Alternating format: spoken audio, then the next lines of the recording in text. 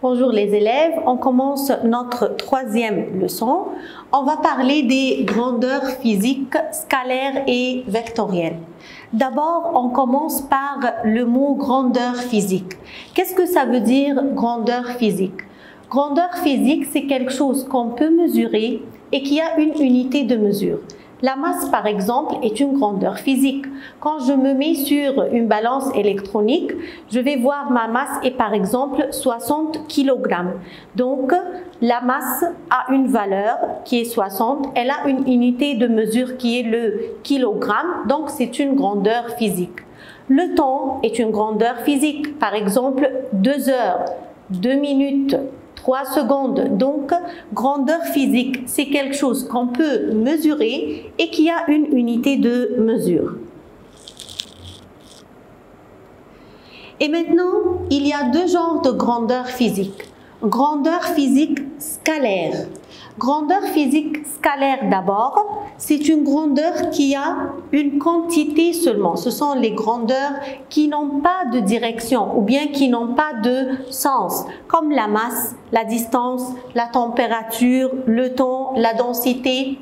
Ce sont des grandeurs physiques qui ne dépendent pas du sens ou bien de la direction. Donc, ces grandeurs-là possèdent une quantité seulement. Le mot quantité seulement, c'est-à-dire une valeur et une unité de mesure. 3 kg, 2 mètres, 37 degrés Celsius, 3 heures, 20 grammes par centimètre cube, etc.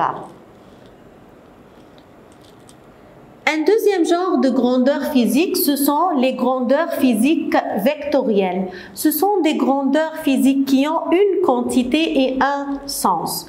Quand je parle du poids, par exemple, que vous avez déjà étudié, on a appris que le poids a toujours un effet dans la direction du centre de la Terre. Donc, le poids a une direction. La pression atmosphérique aussi, la pression a une direction. L'accélération, la vitesse vectorielle. Donc, ce sont des grandeurs physiques qui ont une quantité et un sens. Donc, pour les déterminer, il ne suffit pas de citer la valeur et l'unité de mesure seulement, mais il faut aussi citer la direction. Pour mieux comprendre la différence entre grandeur physique scalaire et grandeur physique vectorielle, on doit comparer la distance et le déplacement. Voyez ici la trajectoire du papillon.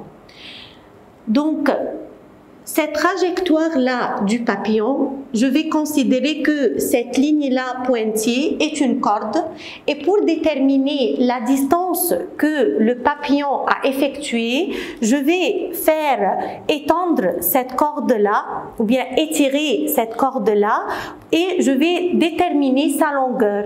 La longueur de cette ligne pointillée-là ou bien la longueur de cette corde-là, ça représente la distance effectuée par le papillon. Et la distance est une grandeur physique scalaire, c'est-à-dire elle a une quantité seulement. Mais si je veux, moi, déterminer le déplacement, donc pour déterminer le déplacement, je vais prendre le point de début et le point d'arrivée, il y a le point initial et le point final du trajet. Et je vais tracer une ligne droite qui relie le point initial et le point final. La longueur de cette ligne droite-là représente la quantité de déplacement. Donc, si je veux dire le déplacement ici sera 7 mètres et avec un angle de 30 degrés, par exemple, de la position horizontale. Ou bien je peux dire 7 mètres vers l'est ou bien 7 mètres, par exemple, vers le sud. Pour indiquer le déplacement, je dois dire deux choses, la quantité et le sens, parce que le déplacement est une grandeur physique vectorielle. Donc, la distance effectuée par le poisson, la distance effectuée par le papillon, c'est la longueur de cette ligne-là. C'est la longueur de cette corde-là. Mais le déplacement, je regarde le point de début et je regarde le point final et je trace une ligne droite.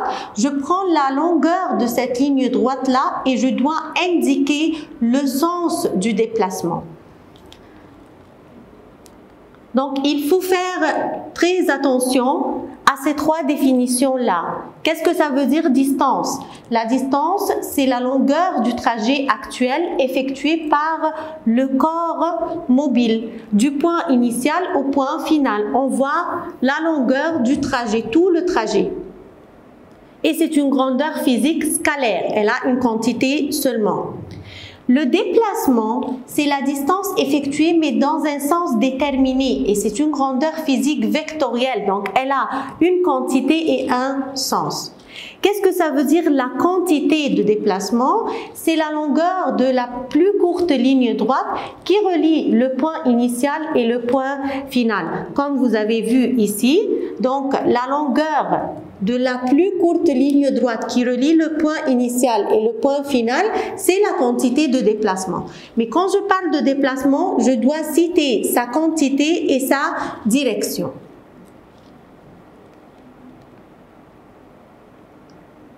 Et maintenant, prenons cet exemple-là. Un élève quitte sa maison à pied pour se rendre à l'école. Il marche selon la trajectoire illustrée ci-dessous. Voilà de la maison. Il a effectué ici 4 mètres et puis 4 km et puis 2 km. Donc, on a 4 km vers l'est et puis 2 km ici vers le nord. Comment je calcule la distance parcourue et le déplacement? On a dit que la distance, c'est la longueur du trajet actuel effectué par le corps mobile. Donc, je vais faire 4 km plus 2 km, ça fait 6 km. Mais le déplacement, c'est autre chose. Le déplacement, c'est la distance effectuée dans un sens déterminé. Donc, c'est la longueur de la plus courte ligne droite qui relie le point initial et le point final. Moi, je vais tracer alors cette ligne droite-là. Comme vous voyez, ça c'est un triangle rectangle maintenant. Donc, par Pythagore, je peux calculer la longueur ici qui représente la quantité de déplacement. Je vais faire racine carrée de 4 au carré plus 2 au carré. C'est racine de 16 plus 4. Donc, je peux trouver ici cette longueur-là qui est égale à 4,47 km vers l'est ou bien vers le nord-est.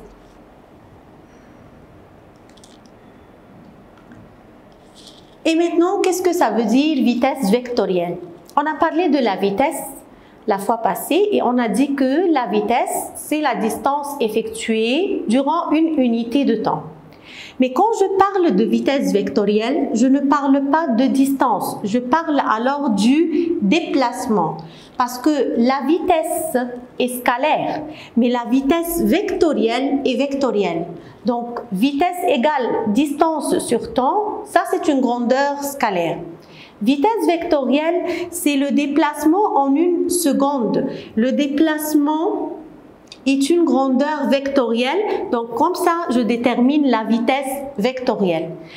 La vitesse vectorielle a une quantité et un sens. Le sens de la vitesse vectorielle est égal à celui du déplacement. Et maintenant, prenons cet exemple-là. Une personne traverse la route par le pont piéton, comme le montre la figure. Calcule sa vitesse moyenne et sa vitesse vectorielle.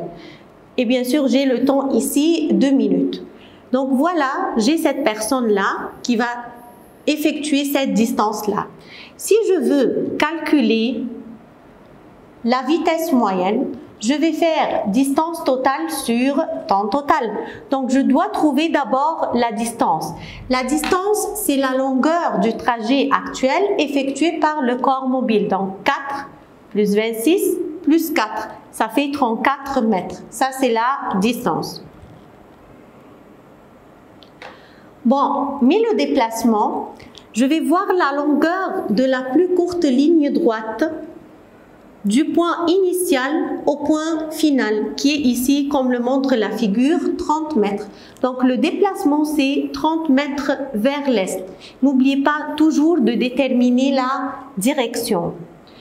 Et maintenant, je peux calculer la vitesse moyenne, distance totale sur temps total. Donc 34 divisé par 120, ça fait 0,28 mètres par seconde. C'est quoi ces 120? On m'a dit ici que le temps est 2 minutes. Et moi, j'ai l'unité de mesure de la vitesse que je veux utiliser, mètres par seconde. Donc, je dois faire 2 fois 60 pour avoir le temps en secondes. 2 minutes, ça fait 120 secondes. Et ça, c'est la vitesse moyenne. La distance qu'on a calculée 34 divisée par le temps.